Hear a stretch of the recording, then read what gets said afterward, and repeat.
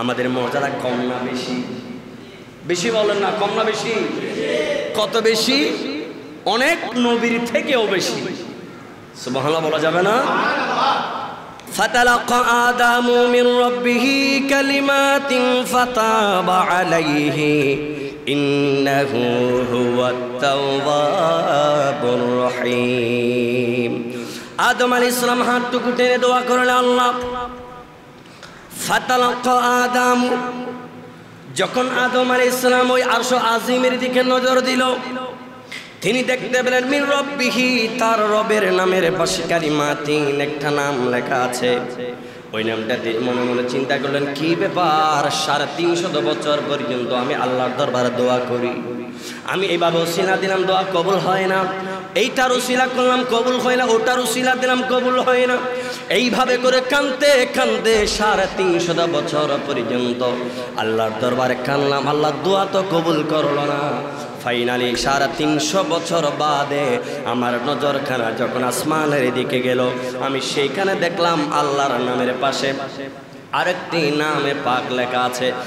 আমি মনে মনে ভাবলাম, এই নামটি সাধারণ কোনো নাম নয়, যার নামটা লিখিয়ে দিয়েছেন তিনি সাধারণ কেউ নয়, অসাধারণ একজন, যাকে আল্লাহ অত্যন্ত মহাব্বত করে ভালোবেসে পছন্দ করে নিজের নামের সাথে সেই বন্ধুর নামটা আল্লাহ এমন ভাবে লাগিয়ে দিয়েছেন।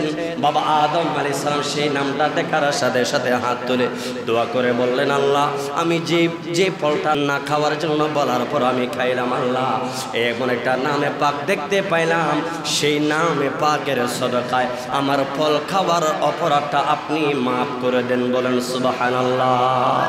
বাবা আদম আলাইহিস সালাম দোয়া করতে দেরি আল্লাহ রাব্বুল আলামিন বললেন, ও আদম, 350 বছর পর্যন্ত তুমি কান্না দিয়েছো, ফাইনালি যখন আমার নামের পাশে আমার বন্ধুর নামে মুবারকের ওসিলা তুমি ধরেছো, আমি আল্লাহ আর ক্ষমা না করে পারছি না।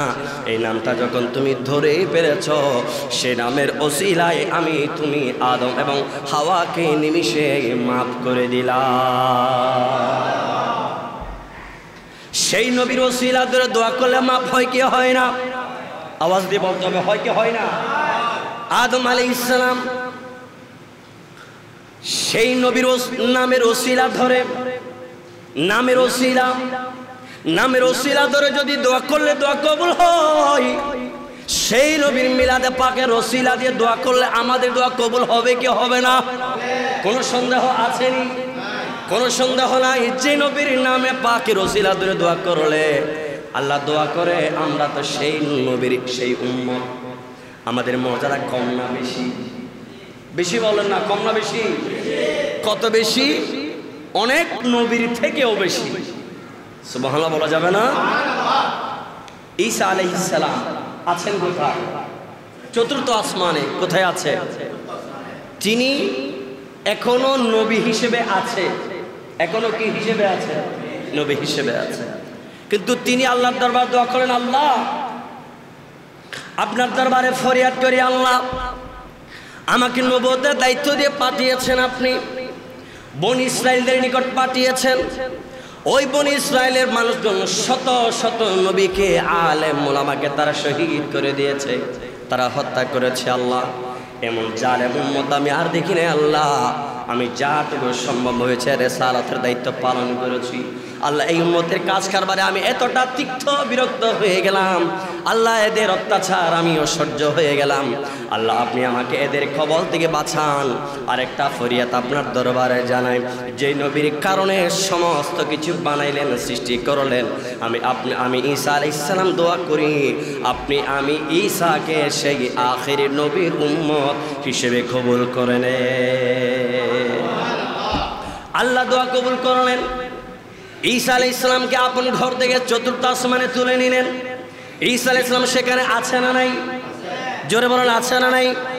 কিয়ামতের আগে আগে যখন দুনিয়া থেকে ইসলাম নামক দিন, ইসলামটা উঠে যাবার উপক্রম এখনো হয়ে গেছে, আরো সামনে আরো ইসলাম যখন একেবারে উঠে যাবে, ওই সময় ঈসা আলাইহিস সালাম চতুর্থ আসমান দিয়ে জমিনে নেমে আসবেন। নবী হিসেবে নয়, তিনি জমিনের মধ্যে নেমে আসবেন আখিরি নবীর উম্মত হিসেবে। বলেন সুবহানাল্লাহ। সেই নবী দোয়া করেছিল, আল্লাহ, যার ভেতরে যাকে আল্লাহ নবুয়ত দিয়েছেন, নবী হওয়ার পরও আল্লাহ বলেন, আল্লাহ আমি আর নবুয়তি চাই না, নবুয়ত বাদ করে দেন, আমাকে নবুয়ত বাদ করে দিয়ে আখিরি নবীর উম্মত হিসেবে আমাকে কবুল করে নেন। তাহলে এই আখিরি নবীর উম্মতের কদর মর্যাদা কম না বেশি? কখন বেশি?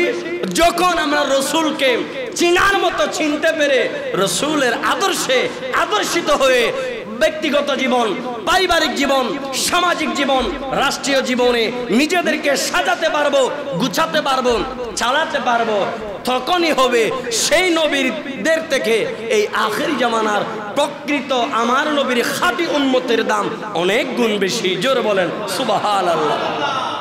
কথা বলেন ঠিক না বেঠিক? তা আখিরি নবীর উম্মত হয়ে তিনি আসবেন। তো বাবা আদম আলাইহিস সালাম এবং হাওয়া আলাইহিস সালাম সেই নবীর ওসিলা দিয়ে দোয়া করে সেই গাছের ফল খাওয়া থেকে আল্লাহ তিনাদেরকে পরিত্রাণ দান করেছিলেন। শুধুমাত্র আমার নবী কেউ লাগে নাই, আমার নবীর নামের ওসিলা দিয়েছে। আল্লাহ বলে, আমার বন্ধুর নামের ওসিলা যখন দিয়েই ফেলেছ আর মাপ না করে থাকি কেমনে? যাও, আমার বন্ধুর নামে মোবারক নেওয়ার সাথে সাথে আমি তোমাদের তওবা কবুল করে দিলাম। এমনি এমনি নয়, ইন্নাহু হুয়াত তাওয়াবুর রহিম, সাথে সাথে তোমাদের তওবা আমি আল্লাহ কবুল করে নিয়েছি। সেই নবীর উম্মত হতে পেরে আমরা খুশি না বেজা? একটু মহব্বত বলো না, খুশি না বেজা? আল্লাহ আমাদেরকে সেই নবীকে চেনার মতো চেনার তৌফিক দান করুক। আর একটু জোরে বলো না আমিন।